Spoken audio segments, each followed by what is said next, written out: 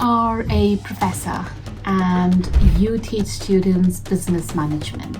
Is this something you've always wanted to do? Self-realization, and that is a very professional way to learn. Did you feel you had to learn how to cook, how to clean, how to do your laundry? Regular work activities, the value is very high.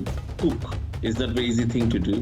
The clean is not very easy thing to do. Laundry is not an easy thing to do, but they have to learn. Whatever learnings you've had from your life in Thailand, that you're able to apply those with your own children? They would like to, they don't want to spend more time with the family members rather than device. When you're giving the assignment, semester project, they're using the AI.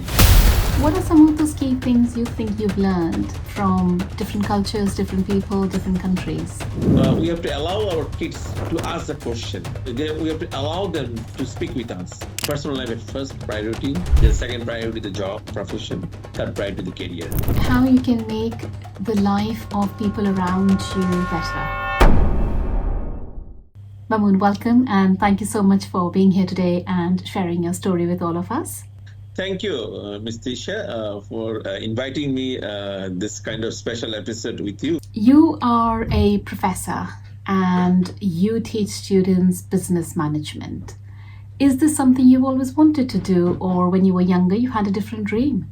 I just recall my earlier time, particularly my childhood time, that I never think that I would come this kind of teaching profession, particularly in university teaching profession, and I would become the professor. And it is very interesting. Even I, during my childhood, I never think I will do the PhD. So it was a different phenomenon, different story that I did my PhD, and now I'm the teaching profession, and now I'm become the professor. But my early time in my life, I never think about this kind of PhD and just kind of become the professor. What were you wanting to become when you were younger? So, we was thinking, okay, we will become the engineer or something like that in the childhood. And I still recall that when I was in the undergraduate level, my undergraduate in engineering is the top engineering university in our country. So I never thought that after the undergraduate, I'll do my master's or PhD.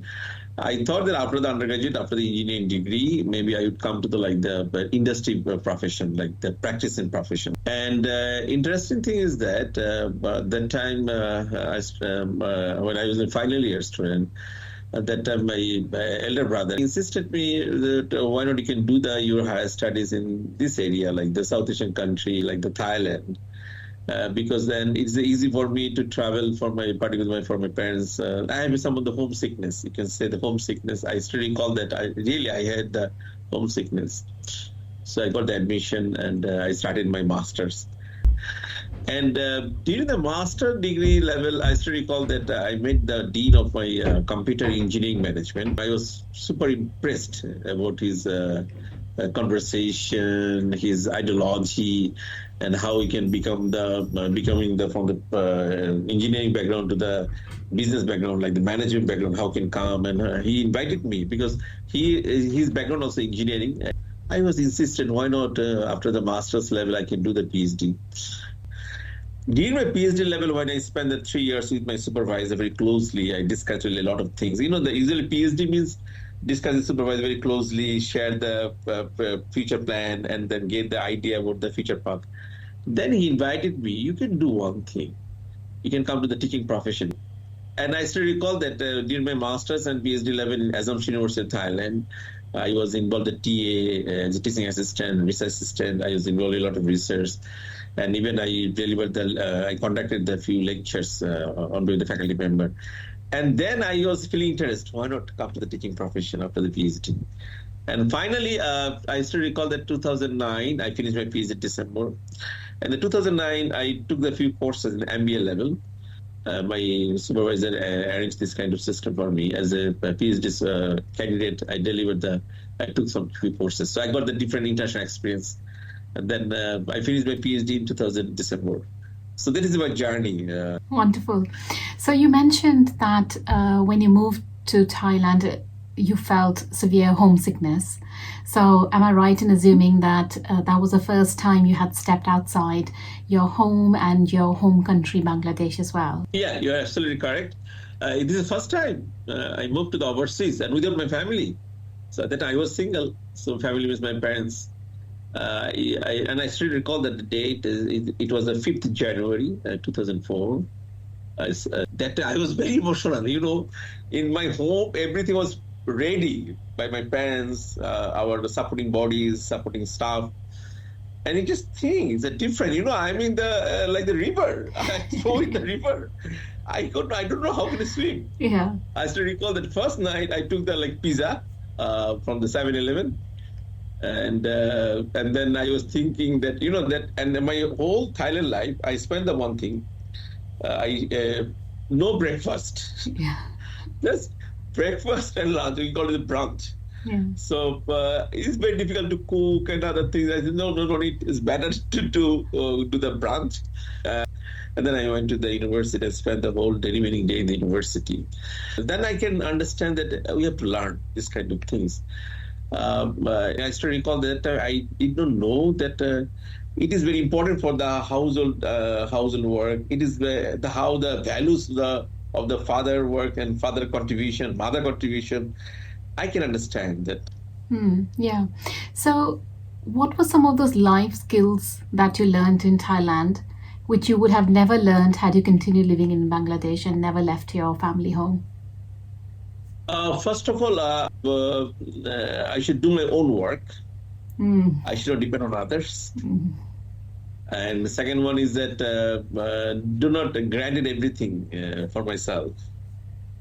Sometimes I have to achieve, I have to earn. That sometimes when you're in the home, we are thinking that it is very easy to get, but you don't know what is the process, that how it's coming to me. But when in the overseas, you can learn, you can understand. So that is my learning, that self-realization. And that is a very professional way to learn when you're in the overseas without the family members. And then you can understand that dependency of others. You have to earn. It's a value of the work. So did you feel you had to learn how to cook, how to clean, how to do your laundry, starting from the basics, really? Yeah, definitely. I still recall. You can understand. I'm so happy to reminisce that my life. I still recall that day. how to clean the room. It is very important to learn. Disciplined life. I would say that it's a disciplined life. The regular work activities the value is very high. And you know that now, even in my supporting staff, I can realize that values. I'm giving that kind of respect to their works. Maybe earlier that I didn't understand. Even that when you have to do everything by yourself, you can understand that the magnification of your work performance, the other people, their staff, their job. You start valuing the small things that you usually might take for granted if you have not had the experience of doing those. But because you had the experience of doing basic things, really, you had more respect for the little things in life.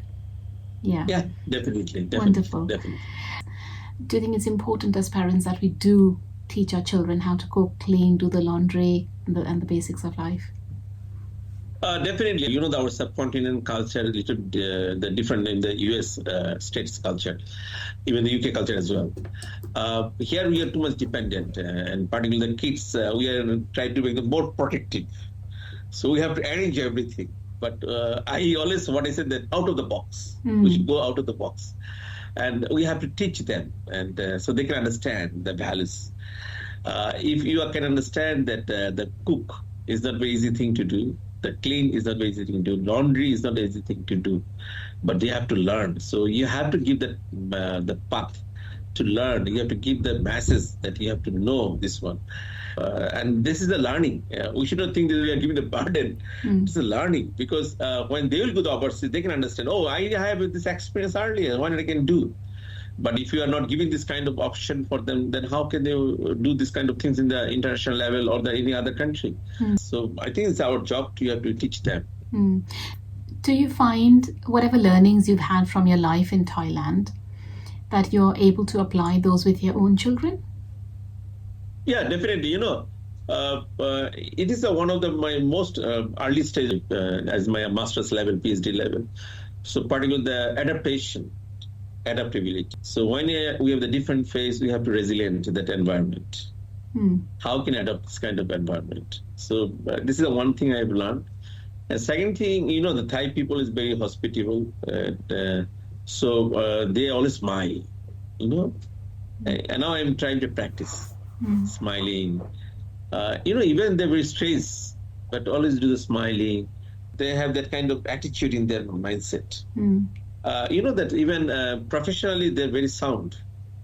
So I have do this practice. I've learned a lot of norms from my professor. I noticed that he is in the lecture, 3 hours lectures. So usually after 3 hours lectures, that he'll be tired. But when he meet with the students, always smile. Hey, how are you? And start from their family. Hey, how are your parents? What are they doing? How they're using the concept that his attitude, his manner, motivation. And he always mentioned one thing that you just remember when you become the professor, you will be the faculty member. Keep in mind, your students, they will follow you. So you have to create this that kind of iconic model.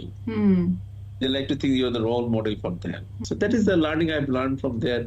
And I'm practicing not only my kids, also my students every time. Any circumstances, you have to be adopt that situation. And how you can mitigate that kind of environment. So I'm trying to teach this kind of things to my kids.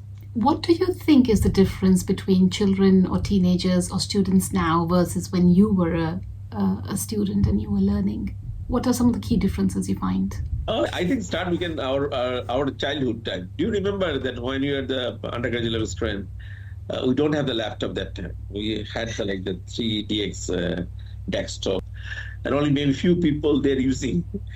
And most of the people, they are not familiar with this kind of thing. So we are too much dependent on the television and not on all channels, only maybe 1 or 2 channels. But nowadays, they have a lot of channel, like the laptop, they have the Google Home, they have the Siri, Alex, everything. Phones. So, this is very normal. So move to the digitalization to the automation is more up to date. Even that 10 years before you have to write Google or in the Google for the searching or anything. Now it's no need. They have the Google Home they're asking, the Siri they're asking, and so they're replying and they'll stop this one, that one, finish. So now that's the reason this generation. I do not want to say this is their shortcomings. I would say this is their culture now. They like to take the instant decision, and they believe in a shortcut path rather than long-term determination. And they would like to do not want to spend more time with their family members rather than device. And how we are showing the respect to the senior citizen, I believe they are not doing this kind of things. Maybe I could be wrong, but it's my observation. And that's why that when we like to give the tips for the future path or maybe the teaching them, we have to mention these few things: how they can show the respect to senior citizen, how they can show the respect to this kind of people, and there's no shortcut path. You have to determine, you have to work hard, and what I say, the instant. They like to get the instant something. Do you think our schools, colleges, universities are equipped in the right way to deal with the new way of life, AI, gadgets, instant information? Do you think we are there in dealing with it? No, I don't think so. I don't think so. We are not equipped. We are not well informed. Sometimes we are overlooked. I just give you an example. I'm involved with the accreditation of the business school. So what I noticed that nowadays we are working on that AI in business school, how we can practice an AI. And not only that, I would say that our knowledge is not up to the standard. Sometimes we are overlook the AI. We are discourage our kids to use the AI. But again, there is the ChatGPT. A lot of software, AI software nowadays. So our target, how can we mitigate this one? And now what I said that school, college, university, I know that US a little bit faster, UK is a little bit faster than our South Asian countries, but we have to move to that level. So maybe you have to start to think. I just like to share with you. Recently, I published one article on AI. I mentioned this one, that the smart way to artificial intelligence, how AI is transforming the higher education. So our whole higher education transforming. Earlier time and now times are different. Nowadays virtual mentorship, we have to accept. When you're giving the assignment, semester project, they're using the AI all over the world. Last year, I joined the SAP conference in the US, Las Vegas. Then there was a lot of discussion. How can reduce this kind of thing? So now we have to mention that, okay, you can use the AI, but we have to give the methodology, how they can apply the AI. So at first, you have to mention the source. So this is your assignment. If you take somewhere, no problem, you have to give the message that the source file you have to attach. And then you have to write in own word, paraphrasing. So that means we are doing the ethical way how we can use the AI. So we have to use this one ethical practice in the AI application, number one. Number two, our faculty member involvement with the AI. Maybe our regular question pattern will be changed. That is not the proper way. Maybe we have to go to the do not ask the definition or something. We have to go to the analytical knowledge. We have to confirm that how that kind of knowledge they can apply. So maybe it could be the case study based. So it could be like that, okay, this is the one thing, so that they have to learn the Potter's model, now how they can apply the Potter's model in the McDonald's. Something like that. So we are not equipped that level, but I believe we have to start to work for this kind of things. How can apply AI in our higher education system as well? Yeah, I think ignoring AI is not an option really, because it's here to stay. It's here to become more advanced. It's going to be able to do a lot more very, very quickly. Every day things are changing with AI. So we really have to get on with it now, isn't it? Yeah. So you completed your master's and you did your PhD in Thailand, and then did you come back to Bangladesh? Yes, my father, he was a very good influence upon me. And so I already mentioned I have the homesickness, so I decided that I like to go back to my home country. And I joined them on private university as an assistant professor. Before that, in the 2009, I was involved in the conducting the lectures in the MBA level in the Assumption University, Thailand.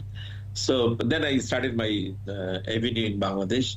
So basically, in my profession, my home workstation is in Bangladesh, no doubt. But I'm involved as visiting professor in the different University of Arlington, University Tun Abdul Razak, Malaysia, Indian Razak, Malaysia. I'm involved with the Philippines. I'm involved with the Cambodia. I'm involved with the OG Business School, China, as a visiting professor. So I'm involvement is a different country as well. And I'm also the PhD supervision, doing the PhD supervision. Already 13 PhD scholars already finished their PhD under my supervision.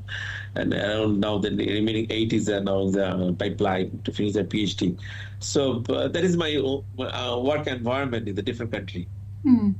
So you're a global citizen then, really, with base in Bangladesh, but you're always traveling and interacting with lots and lots of people and students from all over.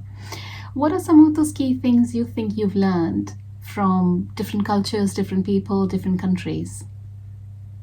I keep my mindset that lifetime learning. So we can learn every day from our surrounding people. I delivered the keynote speech in the different international conference, more than 100 international conference as a keynote speaker. And I traveled more than 30 countries for the keynote speech. So when I go anywhere, I always try to observe their culture, their good things, and then try to apply. Last on March, I was in Switzerland, Geneva, as a part of ACBSP accreditation. So, I try to understand their lifestyle and the learning. And I try to apply this knowledge, practical knowledge, in our classroom. I believe that our students are global citizens. So they have to move all over the world, but they have to know this one. So it is a part of my lectures. So I'm learning this one from the different countries, and not only that, I always mention that every country there's a good side and bad side. So we should think about the good side and learn that one, absorb that one, and try to invite this kind of good things in our regular culture. Everywhere, what I said, that even our country, there are some things that bad side things. So try to change the bad things by the good things for the overseas. So I try to focus that international knowledge, global scenario, global knowledge in our practical field, and so that our next generation they can get the benefit by this my knowledge. Do you think you have such an open mind towards learning and towards other religions, cultures, other ways of life because you've had the opportunity to go abroad, somewhere else outside your home country? Or do you think you always had this mindset even when you were growing up? Maybe what you said, that I would say that it has started my childhood, because my college of the Notre Dame College, it is a Christian college. And my university, Assumption University, is the Christian university. And inside the university, I noticed a church. So I already mentioned, all religion, I noticed one thing, that they always focus on one thing, good human being. They believe the same. And now come to that, depend on us, whether we can practice or not. So what I said, that I try to observe, this is the religious issues. And then again, they come to the norms, culture. I was in the Scotland, I was in the UK, I noticed, I was in the US, I noticed, how they're treating the people, their gesture, how they're welcoming the people, and then the way they manage the discipline, professionalism. It is a way of learning. We have to learn. So I'm open-minded, what you already mentioned, and I'm also always in the adaptability. Adapt new things, think, rethink, and try to apply. And what I said, that there is nobody is perfect in the world, and I believe that I'm a human. I have some limitation as well, but there is a reason. That's why you have to find out my own limitation. Yeah. But if you could mix with other people, then how you can understand your own limitation? So open your mind, and you have to that kind of mindset that you like to learn. How do you think parents and teachers can help the young generation to have that kind of a mindset of always learning, always wanting to improve, and always being open to what is different to their core surrounding? We have to go out of box thinking. And unfortunately, I would say that our parents, we don't want to allow our kids to go out of box thinking. And I would say it's our limitation. But now the time is there, because we have the AI. Yeah. We're going to stop our kids. Yeah. So better to let them go further. Yeah. And even we have to do at the home, we have to create the environment, that discussion. What I said earlier, that think and rethink and brainstorming, then before taking the decision, and then action. But before that, you have to do this kind of stage. It should start from the home. So maybe I would agree with my kids. Why not I can share my opinion? And they have to give the space. They have to share their own opinion, so they can understand this as space. The learning always starts from the home. And I still recall that I have learned this kind of attitude from my childhood, from my parents. So, but unfortunately, maybe all families not the same. But we have to give this chance. Even in the, we have to allow our kids to ask the question. We have to allow them to speak with us. It is not like that you have to do this one, you must do this one. No, not like that. It is an old concept. The new concept is that, we use the term that continuous improvement. You have to ask them what's your opinion, and then you have to debate them. Maybe you have to argument them, brainstorm it, but do not push them too much. They have to realize what is the right and wrong. So open mind, we have to create this environment, and we have to do the practice at the classroom as well. Always invite the students to ask the question. Maybe sometimes they have a lot of issues, but they don't want to share. But if we give the space, they like to speak. Same thing in the home. So this is our job. We have to invite them to speak out and share their opinion out of the box. They should discuss with us. So in order to be able to instill the courage and the thirst for knowledge in our children, we have to be able to provide that platform for them. So it give a safe environment to them where they can express themselves, ask questions, debate, argue. It's quite important to create that for them.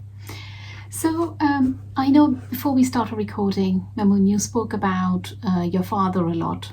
He's had a huge impact on you, and unfortunately, he passed away in 2014. And that also left an impact on you and has, to an extent, shaped you into who you are today. Would you like to talk about that a little bit? Yeah, sure, sure. I like to take some time about this one so that you can understand what type of challenge we face. In 2013, as you know, that we are the practicing the Muslim culture. So, for the Muslims, Saudi Arabia is one of the holy place, Makkah and Medina. So, my father and mother, in 2013, they went for the Umrah. So, after doing the some activities in the Makkah, and then my parents moved to the Medina. Uh, and after one day stay, my father, he was some issue there. Unfortunately, he passed away there. And you can understand my father and mother was there. So that means my mother was along after my father passed away in Saudi Arabia, Medina. It was the 6th January 2014. And then that time, that I was in Bangladesh and my elder brother, he was in Thailand. And my elder sister, she was in Malaysia. So you can understand we are the four family in the four places. We did a lot of conversation in the WhatsApp, Viber, and then I still recall the Skype. That time the Skype was very popular. And then that time we decided that we like to bring my father to our country, and say due to the emotional attachment. And my father, he was a lot of dream, and he's a very good leader, Alhamdulillah, and he's a very ethical driven people. He was the leader in our community. It's also I think you can understand the place for the Muslim. That mosque was built later on in 2020 by us. We did as is a dream, last dream of my father. So my father is a very active man, and even I still recall on the departure day morning, he went to the pharmacy, purchased the medicines and other things, and he was very active. He doesn't want to allow to do anything. That person at the age of 69, he passed away. So my mother came from the Saudi Arabia alone in Bangladesh. So it is another history, and that is the we have learned a lot of things. That how can you survive at any kind of situation in the personal life, and it is very normal. Nowadays, it is normal for me to say I always share with everyone, but that time we couldn't think. And you understand that our family totally depends on him. And not only that, I used to recall that he was very passionate for the knowledge, for the thinking and the sharing his opinions with others. So we are trying to practice his wisdom. We are trying. And then January 2014, we supposed to leave for Malaysia. I moved into Malaysia, and everything changed. And we couldn't decide what I'll do.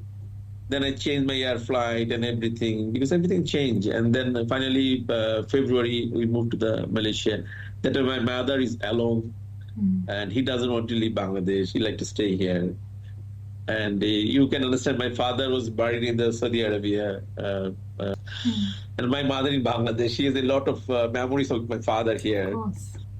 And now this is the time that we have to start to think. And by the way, I like to share with you another one thing is that my brother, he was in Thailand that time. So we decided we like to take my mother. My mother will not go to the Malaysia with me. My mother will not go to the Thailand. He said that he likes to stay here. Then we convinced her. After 1 month, he decided to leave Bangladesh and go to the Malaysia and Thailand as well. And then again, after a few months, he liked to back. He doesn't want to stay there. He doesn't like the Malaysia. He doesn't like the Thailand. He doesn't like the overseas. He always thinks that the home country is better for her. She can talk. She can discuss. And due to this one, my elder brother changed his job from Thailand. He moved to Bangladesh again, only for my mother. And then again, after a few years, I also decided no need to stay here. Better to spend some time with mother. And I returned to Bangladesh. You see, family bonding, I understood. I have learned that time, I never think this kind of family bonding earlier. Earlier, I was thinking I can fly anywhere if I want. No problem, no issue. But then I understood, no, family is very important. And and I was recalling that in fact, unfortunately, we could not get a good time with my father. He was a very active man. We were always taking his support, but we are not contributing him. Now we are thinking that way. But now we are spending time with my mother. Very carefully, trying to give them more time. And we understood family values is most important, personal life. So is that the biggest impact losing your father has had on you, that you now prioritize your family more than anything? Yeah, definitely. Definitely. I still recall that in 2010, 11, 12, I spent the 12 hours, 13 hours in the university, doing a lot of research, a lot of things. Now I reduce the time. No need. It's okay if you can do, but family is a fact. You have to give that time. What would you say to somebody who says, no, I have to work so hard, I have to work long hours. If I don't do it, I will not be successful. I won't be able to reach my goals. So I don't have time to spend with my family as much as I would like to. Definitely, I like to mention earlier that now I'm thinking that personal life at first priority, the second priority, the job, profession, third priority, the career. So now I'm trying to maintain the work-life balance. Definitely, you need the success, but you should not run for the success. You should not run for that one. You should think, how can you make the balance? We are not saying that you have to ignore the profession, but make sure that your family is, that you are doing a lot of things, but unfortunately, your kids, they're not getting any kind of a candle from you. They're not getting anything from you. Then what is the outcome? Final outcome? Zero. So family is the first priority. Whatever you do, your family, they should understand, right?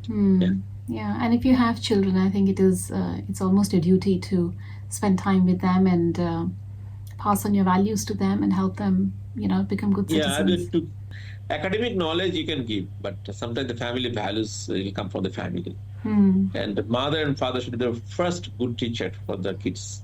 Do you think, if you compare yourself with how your dad was, how are you different as a father compared to him? Definitely, he was a very good father rather than me. And because I noticed that because we have 3 siblings, so 2 brothers and 1 sister. How he's treating them, particularly my sister. The first priority, he's always giving the first priority to my sister, daughter. And I've learned it. I have the one son and daughter, I've noticed. And affection, he's giving the loving affection. And he never, that scold us. But the message is very clear. Even someday I still recall that we debate with him, but he was very cool. Now I'm learning. Debate is not all the time solution. Sometimes you have to cool. And another one thing, even when you are married, like we have the 2 brothers, 2 wives, and my sister, she has a husband. We notice how we treating them as a daughter-in-law, as a son-in-law. We should think. So that means nothing is permanent. Go to the next. Good. So from all of these experiences you've had in your life, Mamun, what are some of your key learnings from it? First of all, that nothing is permanent. Position, power, and we are human and down to the earth. Down to the earth. More humble and think. Even, when I go to the office, I should take care of my cleaner. I talk to the cleaner, I talk to the housekeeper. And I believe that their job is more important than me. And I couldn't learn earlier, but now I'm thinking. Learning.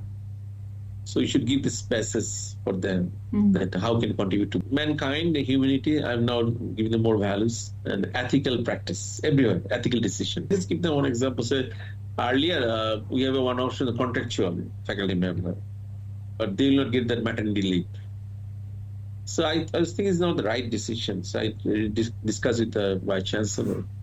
And finally, we changed this option. No contractual. Maternity leave is very, belly ground. But maybe somehow we did not think in that way. But we have to, when you get the position, think in this way. How can you apply this kind of ethical practice in your regular job? So this is my learning nowadays. I'm practicing this kind of things. How you can make the life of people around you better. How you can help people around you in the Yes, day-to-day by my living? practice, by my decision, by my practice, by my attitude, I'll try to show this one. Leadership is art. You have to give the message to people that how we can contribute to the society, how we can contribute to the other people. Yeah, very true. So how do you use, all of these learnings you've had in your life and all the experience you've had in your life, especially having traveled the world and interacting with so many people, how do you translate that into industry work? Very good question. As I'm academics, pure academics, but I'm involved with the industry. Like I'm involved with the American Chamber of Commerce. I'm involved with the BAFA, Freight Forwarding Association. I'm involved with the USAID. There is some of the research project I'm involved. I have a lot of, I think if you search me, and then you can see. So this is the one, suppose, this is the MChem, we published this one. And I have a lot of things with the industry as a consultant. And not only that, I'm also involved with some industry during the recruitment process. They invited me as external. So what is my understanding is that we are producing the graduates for the industry. And we are getting the chance directly to involve there. We should observe what is their expectation from our graduates. So when we are producing a graduate, you can understand what is the gap of their skills. So skill mapping based on the industry. And when we understood this, so we can share this in the class lectures. Only this bookish knowledge of certificates on enough. So it means that I personally try to emphasize as academics how we can do the bridging with the industry. So academia, industry, both will work together. Ultimately, our target is the graduates' employability. Ultimately, our target is how the graduates, they can add more values in the industry. If we couldn't give the message to our students about the industry, when you go to the job, they can understand anything. Even the expression, the get up, that the polite way, how they can start. How can they say good morning? How they can say, how could I help you? How about their dress up? It is a learning. If they, the young generation, they don't bother about this kind of things. Very important. We have to express the politeness in terms of the dress up, in terms of the verbal communication. So we have to observe in the industry, and we have to give this message to our students in the class so that we can involve our industry in our classroom. So that is, as an academician, we have to think how can you bridge the academia and industry together. What is your next goal in life? I have no achievement, I believe. So I have to do a lot of things in my life if I can survive. So it depends on not me, it depends on the Almighty. But I always try to do one thing is that there is a full stop. What do you mean? So you have to remember. Every success, you have a full stop. You have a decay. So if you just think you are getting the success, no. You have to start to think when the decay will start. If you have this kind of mind, you can add more values within your position. So whatever my position now my next target is that how I can create the societal impact. So whatever I'll do in terms of decision, some impact upon the society. In terms of my position, adding some values. In terms of the, suppose, PhD, when I supervise, in the last chapter, we always add this on society contribution. For the PhD findings, how we can contribute to the industry implication. How would you define success? If you ask the success, we have to think a few things. I am practicing and I try to maintain. I again remind you, I'm not successful. So I still believe that I have to learn, I have to achieve a lot of things. But whatever I have, but I try to follow the few things. You can say the secret of my success, if you say, set the goals. It should be the smart goals. Time discipline, commitment. It's very important. Deterministic. And finally, the network. I have a good network all over the world. So I think I have a good network with you. Otherwise, I could not come here. Yeah. So these things, set the goals, time discipline, commitment, determination, and network. So I try to pillars of my secret of success. Sure.